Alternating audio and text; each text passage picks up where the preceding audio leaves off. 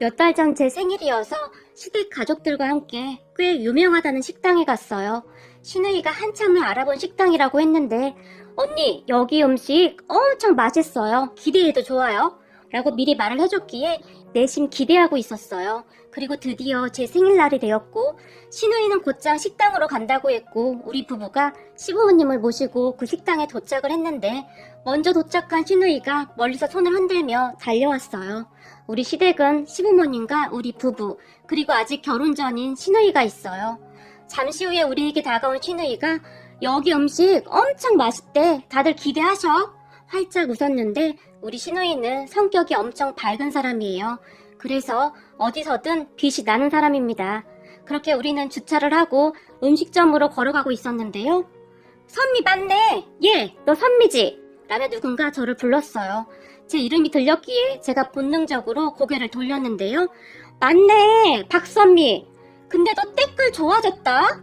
여자가 저를 보며 비웃었는데 그런 여자를 보며 저는 그쪽과 할 말 없습니다. 제가 정색을 하며 지나가려고 했는데요. 어머 얘 좀 봐. 지금 내가 말하고 있는데 네가 감히 그냥 지나쳐가? 그 여자가 큰 소리로 말을 했고 저기 죄송한데요. 저는 그쪽하고 더 이상 할 말 없으니까 비켜주세요. 그때쯤 저는 눈물이 나오기 직전이었어요. 시간이 꽤 오래 지났음에도 불구하고 그 사람들의 얼굴을 보자마자 머리가 아프면서 구토가 쏠렸거든요. 그런 제 얼굴을 보던 우리 시어머님이 저기 누구신데 우리 며느리한테 함부로 하는 거죠? 비켜주세요. 조용하지만 단호한 목소리로 말했고 뭐? 며느리? 얘가 그쪽 며느리라고요? 말도 안 돼. 그 여자의 입에서 그 한마디가 새어나왔어요. 그런 여자를 우리 시어머님이 밀치며 선미야 얼른 들어가자 라며 제 손을 잡아 끌었어요. 시부모님은 항상 그렇듯 제 이름을 불러주셨거든요. 그렇게 우리는 식당 직원이 안내해주는 자리로 가서 앉았고 제 안색이 창백해진 것을 본 시어머님이 너 괜찮은 거니? 걱정스레 물었어요. 네 괜찮아요. 제가 눈치를 보며 대답했어요. 그런데 잠시 후 아까 그 여자 가족들이 다시 우리 테이블로 쫓아왔는데요. 저기 내가 아까 잘못 들었나 해서 묻는 말인데 지금 얘가 그 집 며느리라고 했던 거 사실인가요? 그 여자가 제 옆에서 팔짱까지 끼고 우리 시어머님에게 따지듯이 물었어요. 그리고 그런 여자의 말을 듣던 우리 시어머님이 저기 말이요. 남의 가족 식사하는데 왜 이러는 거요? 맞소이다. 우리 하나뿐인 며느리 올시다. 우리 시어머님이 황당하다는 표정으로 대답을 했어요. 그런 시어머님의 말에 우와 너 무슨 신분 세탁했냐? 그 여자가 저를 노려보며 물었고 저기요 이게 지금 뭐 하는 겁니까? 순간 옆에 있던 신우이가 자리에서 벌떡 일어났어요. 아니 내가 보기에 그쪽 집안 꽤 잘 사는 집안 같은데 이런 보잘것없는 것이 어떻게 그쪽 집안 며느리가 됐는지 궁금해서요. 여자는 계속해서 저를 노려보며 막말을 했어요. 그 말에 제가 온몸을 부르르 떨고 있었는데요. 그런 저를 보던 우리 시어머님이 그러는 댁은 누구시죠? 그 여자에게 물었어요. 나요? 그러고 보니 내가 내 소개를 안 했네.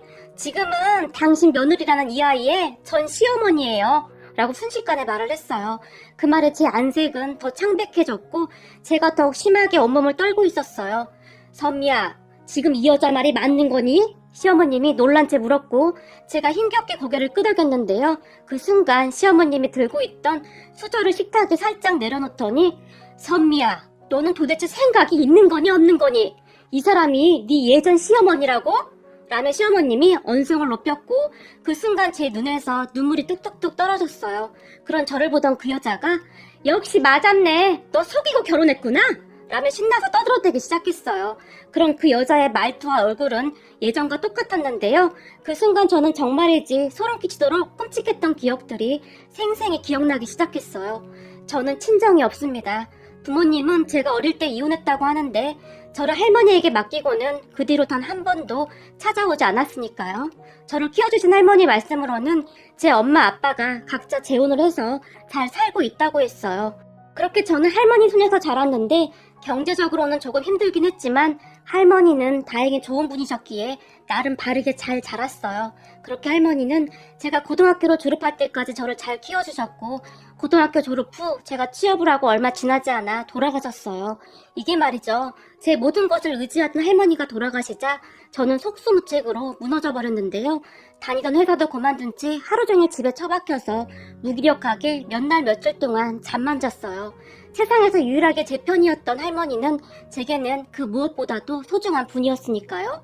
그러다 어느 날 친하게 지냈던 친구가 찾아왔는데 선미야, 너 계속 이러고 있음 어떡하니? 돌아가신 할머니가 얼마나 슬퍼하시겠니? 그만 정신 차리고 살아야지. 저를 설득했어요. 그리고 친구는 저에게 너도 간호조무사 자격증 따라. 아직 젊은데 계속 이러고 있을 순 없잖아. 네가 지금 취업한다고 해도 공장이나 아르바이트 그런 일자리밖에 없잖아. 나도 지금 간호조무사 자격증 따려고 학원 다니고 있거든. 같이 다니자. 라며 저를 설득했어요. 그런 친구를 보며 근데 거기 학원 다니려면 비싼 거 아니야? 제가 걱정스레 물었고 그렇게 비싸진 않아. 너 그동안 모아둔 돈도 있다며. 그리고 그렇게 큰 금액도 아니니까 정 안 되면 내가 빌려줄게. 나중에 일하면서 갚으면 되잖아. 내가 학교 졸업하고 여기저기 일 다녀봤는데 그래도 자격증은 있어야 하지 않을까 싶더라. 친구가 계속 저를 설득했고 저는 그런 친구를 따라 학원에 등록했어요. 공부를 썩 잘했던 것이 아니라 갑자기 공부를 하려니까 힘이 들었는데요. 옆에서 친구가 도와주기도 했고 정말 열심히 공부를 한 덕분에 우리 둘 다 자격증을 취득할 수 있었어요. 공부에 집중하는 동안은 적어도 우울한 생각이나 잡생각들이 들지 않았으니까요. 그렇게 우리는 둘 다 취업을 했어요. 하지만 간호조무사라는 일도 쉽지만은 않았는데요. 정말 힘들게 버텨냈던 것 같아요. 그러다 어느 날 일을 끝내고 퇴근하려고 병원을 나왔는데 입구에 어떤 남자가 서 있었어요. 그 남자가 저를 보며 박선미 씨! 라며 활짝 웃고 있었어요. 그런 남자를 제가 자세히 봤는데요. 평소 우리 병원에 의료기기 등을 납품하는 회사 사장 아들이라고 했는데 병원에서 오다 가다 인사 정도만 하고 지내던 사람이었어요. 왜 여기 계신 거예요? 제가 놀라서 물었고 저기 사실 지금까지 선미 씨 기다렸어요. 남자가 쑥스럽다는 듯이 머리를 긁적였어요. 저를요? 저를 왜요? 제가 다시 물었고 그게 말이죠. 혹시 시간 괜찮으시면 저랑 같이 식사하실래요? 남자는 말을 하는 내내 쑥스러웠던지 땅만 바라보고 있었어요. 저기 죄송한데 제가 내성적인 편이어서 잘 모르는 사람하고 식사를 잘 못해요. 죄송해요. 라며 급히 그곳을 빠져나오려고 했는데요. 그런 저를 보던 남자가 급히 제 옷깃을 잡더니 그럼 연락처라도 알 수 있을까요? 그냥 가끔 친구처럼 지내면서 친해지면 되잖아요. 제게 물었어요. 하지만 저는 죄송해요. 별로 그러고 싶지가 않아서요. 라며 다급히 돌아섰어요. 그때 당시 저는 가족도 없이 홀로 지냈기에 스스로 제 자신을 지켜야 한다는 생각으로 살았어요. 그래서 제 친한 친구 말고는 친구도 별로 없었고요. 부모님이 그렇게 떠난 뒤로는 누군가를 믿는다는 것이 쉽지 않았거든요. 하지만 그 뒤로도 그 남자는 저와 친해지려고 노력했고 우리 병원에 올 때마다 간식거리나 커피 등을 가지고 와서 쑥스럽다는 듯이 저에게 건네주고는 아무 말 없이 급히 가기도 했어요. 그날도 남자가 저에게 샌드위치와 커피를 건네주고는 그냥 가버렸는데요. 그런 남자를 보던 병원 동료가 저 남자가 선미 씨한테 관심 있나 봐? 라며 물었어요. 저는 잘 모르겠어요. 거절하는데도 자꾸 뭘 갖다 줘서 저도 난처하네요. 제가 난감하다는 표정으로 말을 했는데 선미 씨 혹시 말이야 저 남자 어떤 사람인 줄 알아? 동료가 제게 물었고 우리 병원에 의료기기 납품하는 회사 사장 아들 아니에요? 제가 대수롭지 않다는 듯이 대답했어요. 아유 그걸 알고 있다는 사람이 그러고 있어? 얼른 잡아야지. 잡기만 하면 땡 잡은 건데 거기다 저 사람 집이 엄청 부자래. 회사가 아주 큰 회사는 아니지만 그래도 사장 아들이라는데 그런 티도 하나도 안 내고 병원 내에서도 평판이 아주 좋아.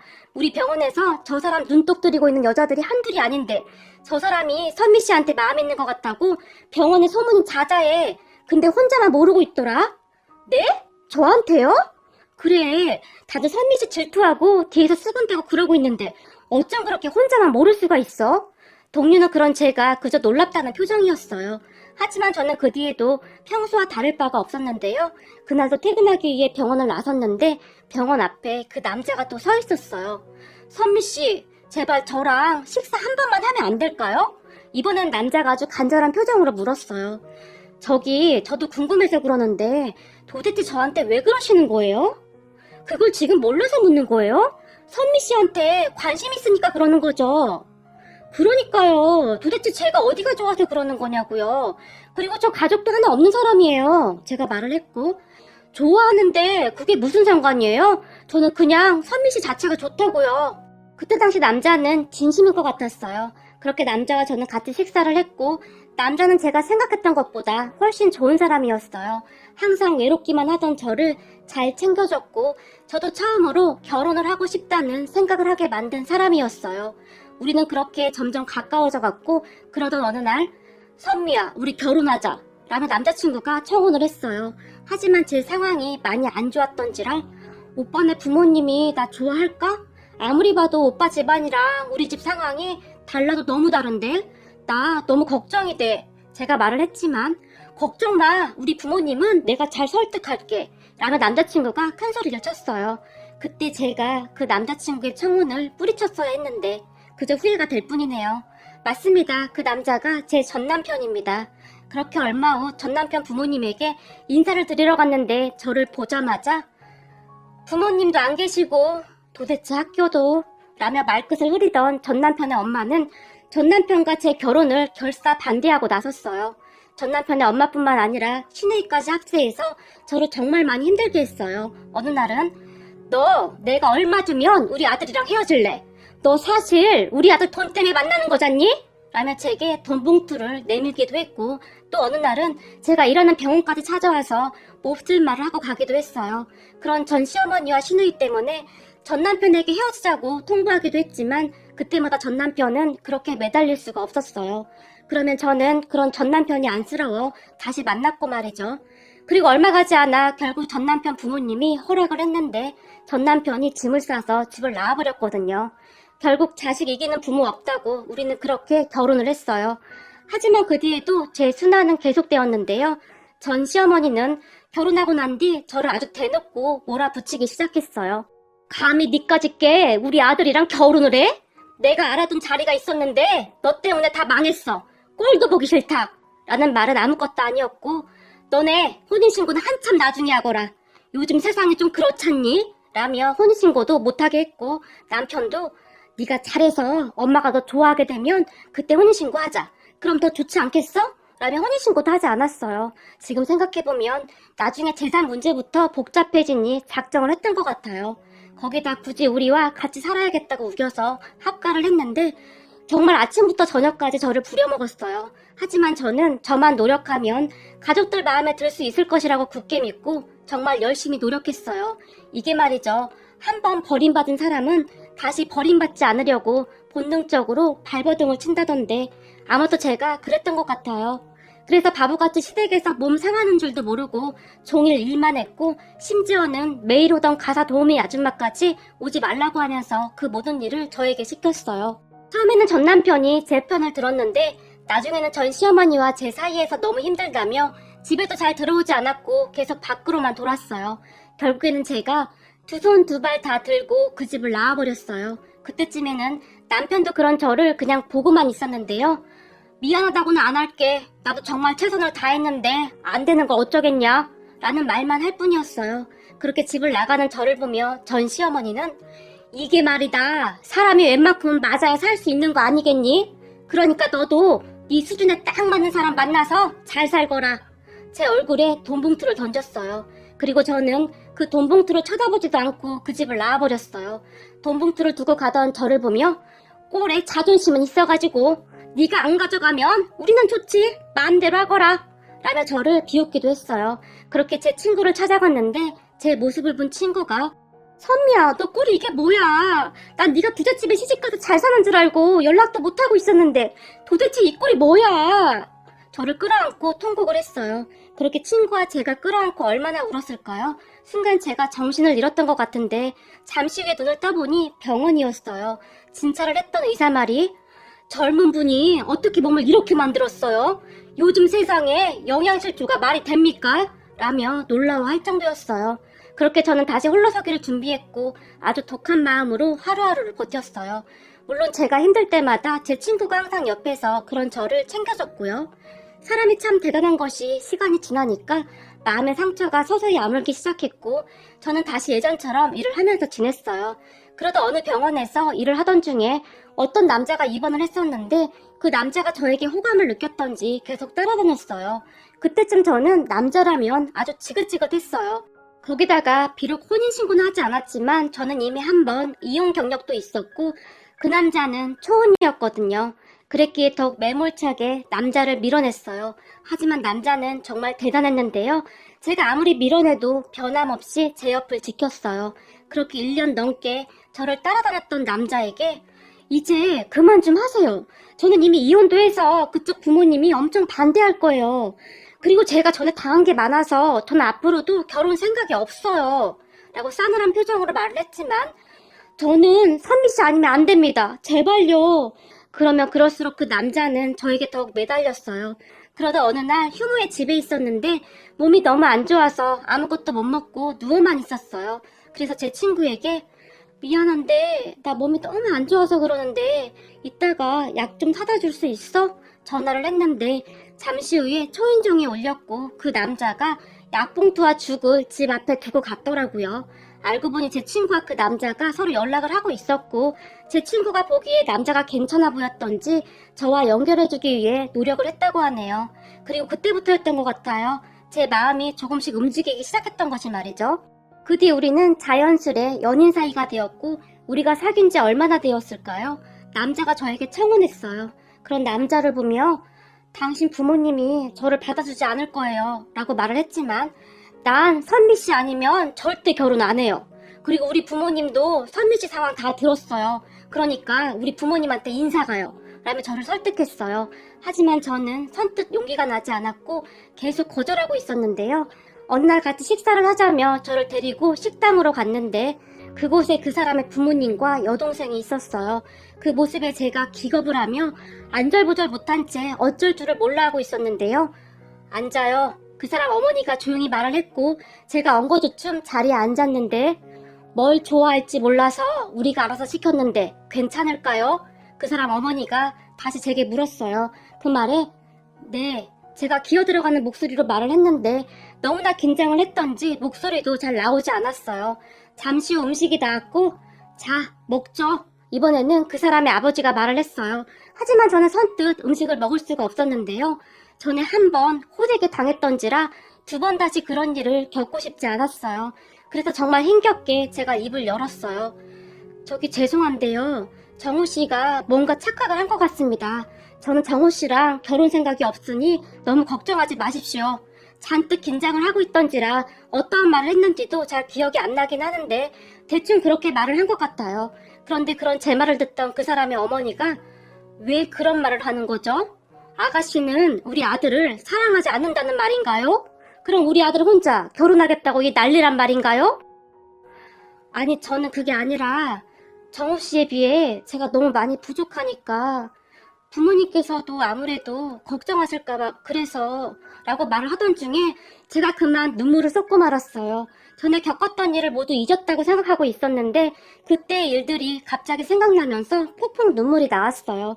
그렇게 눈물을 흘리던 제 모습을 보며 그 사람의 여동생이 조용히 제 손을 잡아주며 괜찮아요. 우리 오빠도 어디 하나 잘난 게 없어서요.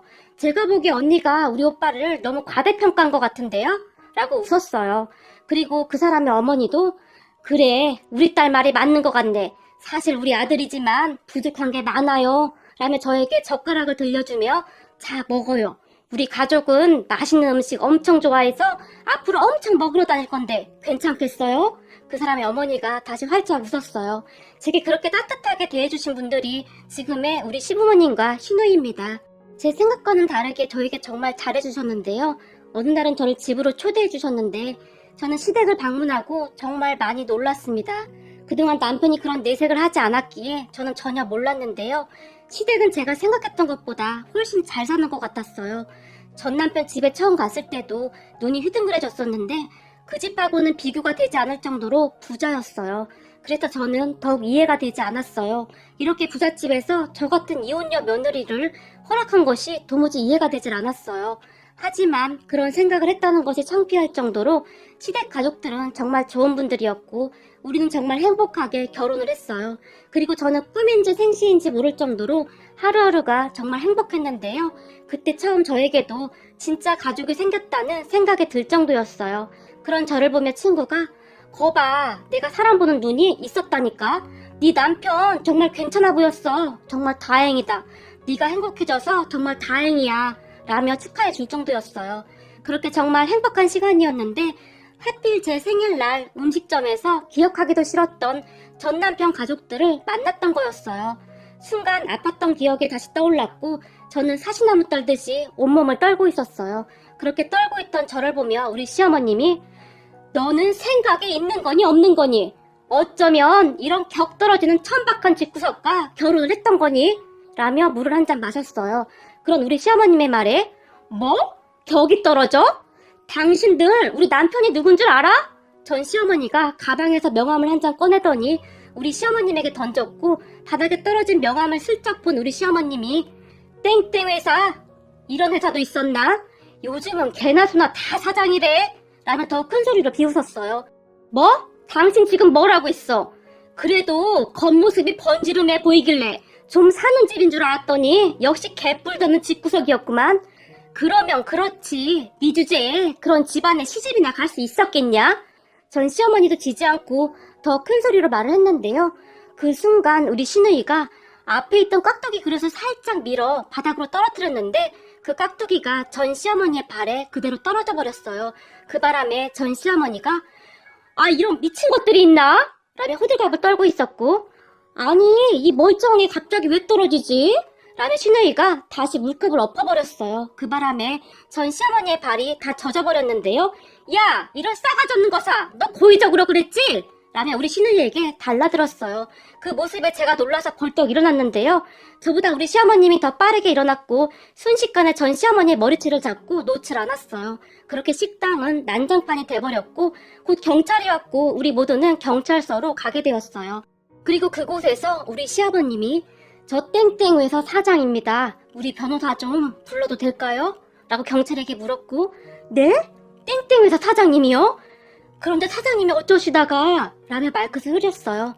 평소 지역사회에 좋은 일도 많이 하시고 그랬기에 그 지역에서는 시아버님이 경영하고 있는 회사가 사람들에게 꽤 평판이 좋은 회사였어요. 그리고 그 말을 듣고 있던 전 시댁 가족들이 많이 놀란 듯 했는데요. 당신이 땡땡 회사 사장이라고? 라며 전 시어머니가 물었고 그러게요. 제가 하필 땡땡 회사 사장이네요. 곧 우리 변호사 올 거니까 변호사 오면 말하죠. 라며 우리 시아버님이 조용히 말을 했어요. 그런 시아버님의 말을 듣고 있던 전 남편의 아버지가 저기 서로 쌍방인데 그냥 이쯤에서 끝내시죠. 라며 바로 꼬리를 내렸어요. 경찰서에서 나오기 전에 우리 시어머님이 한 번만 더 우리 며느리한테 함부로 말하기만 해봐. 그랬다가는 당신들 각오해야 할 거야. 전 시어머니에게 이까지 악문 채 말을 했어요. 그런데 우리 시부모님의 복수는 거기서 끝나지 않았어요. 시아버님이 발이 넓었기 때문에 아는 의사분들이 많았는데요. 그 의사분들에게 전 남편이 저에게 한 짓을 런지시 말을 하면서 김 원장님 혹시 땡땡 회사가 원장님 병원에 납품을 한다고 하던데 맞는지요? 라고 묻다가는 김 원장님 저는 말입니다. 세상을 살아가는데 사람의 인성이 가장 중요하다고 생각합니다. 약자를 괴롭히는 그런 인간들이 잘 살면 안 되는데 말이죠. 그래서 제가 항상 기부도 하고 그러는 거 아니겠습니까? 힘든 세상 다 같이 잘 살아야 하지 않겠습니까? 그런데 땡땡 회사 그 사장이란 작자가 질적으로 좀 아닌 것 같던데 한번 잘 확인해 보시라고요. 라고 말을 했다고 하네요. 그리고 얼마 후에 전 남편이 저에게 연락을 했더라고요. 제가 그 인간이랑 헤어지고 전화번호를 다 바꿨는데 어떻게 안 것인지 제게 전화를 해서는 여보 미안한데 당신이 잘 좀 말해주면 안 될까? 지금 병원들이 우리 회사 제품 납품 안 받겠다고 난리야. 가뜩이나 큰 회사에 밀려서 요즘 안 그래도 어려웠었는데 제발 이렇게 부탁할게. 내가 부탁할 사람이 당신밖에 없어서. 그래도 나는 그때 당신을 진심으로 사랑했었잖아. 나 한 번만 봐줘라. 라며 빌어댔어요. 그 말에 여보라뇨. 말은 똑바로 하시죠. 그리고 제가 상관할 일이 아니라서요. 우리 시아버님이 하시는 일은 저도 잘 모릅니다. 그리고 앞으로 2번 다시 전화하지 마시죠. 한 번만 더 전화하면 우리 시부모님에게 다 말할 거니까. 그럴수록 당신네 회사 더 힘들어지는 거 알죠? 라며 제가 전화를 끊어버렸어요. 그 뒤 전 시댁 회사가 어려워지고 있다는 소식을 들었는데요. 사실 저는 꽃이다는 생각만 들었어요. 그러다 어느 날 우리 가족이 다 함께 식사를 하던 중에 어머님, 아버님, 제가 이런 거 물어보면 안 되는 거 알고 있는데요. 그래도 너무 궁금해서요. 라며 시부모님을 바라봤어요. 뭔데 뜸을 들여 괜찮으니 말해보렴? 시어머님이 물었고 그때 제가 처음 인사드리던 날 말이에요. 저 왜 허락해 주신 거예요? 솔직히 저 같은 며느리 탐탁지 않았을 것 같아서요. 제가 어렵게 입을 열었어요. 그 말에 사실 너를 만나기 전까지는 나도 참 많이 반대했다. 물론 우리가 사회에 좋은 일도 많이 하고 나름 부끄럽지 않게 살았다고 항상 생각하고 있었는데 말이다. 이게 내 자식 일이다 생각하니 나도 이기적이 되더구나 라고 말을 하던 시어머님이 잠시 멈추고는 저를 빤히 바라봤는데요. 잠시 후에 시어머님이 조용히 다시 입을 열었는데 우리가 너를 처음 만났을 때 말이다. 네가 온몸을 사시나무 떨듯이 덜덜 떨고 있더구나. 그리고 네 눈이 말이다. 세상의 모든 두려움을 다 담고 있는 것 같더구나. 우리가 뭐라고 말한 것도 아닌데 그렇게 덜덜 떠는 네 모습을 보며 내 가슴이 아려왔어. 평소에 사람들 앞에서 그렇게 바른 사람인 척 하던 내가 말이야. 색안경을 끼고 널 바라보고 있더구나. 그 순간 내가 너무 창피해서 얼굴을 들 수가 없더구나. 너한테 미안했다. 네가 어떤 아이인 줄도 모르고 네가 한 번 이혼했다는 소리만 듣고 그냥 널 반대하고 있었거든. 순간 시어머니의 눈에 눈물이 고였어요. 그런 시어머님을 보며 아니에요 어머님, 저라도 그랬을 거예요. 어머님 마음 충분히 이해가 돼요. 제가 시어머님의 손을 가만히 잡아드렸어요. 그날 네 눈에서 우리 아들과 딸의 어린 시절 모습이 보였단다. 말하던 시어머님이 남편과 시누이를 바라봤는데요. 그런 시어머님을 보던 남편이 자기야, 굳이 말할 필요가 없어서 그동안 말 안 했었는데 사실 우리 부모님께서 나랑 내 동생을 입양하신 거야 라고 말을 했는데 그 말을 듣고 너무나 놀란 나머지 제가 어떤 표정을 지어야 하는지 모르겠더라고요. 언니 사실 우리 있잖아요.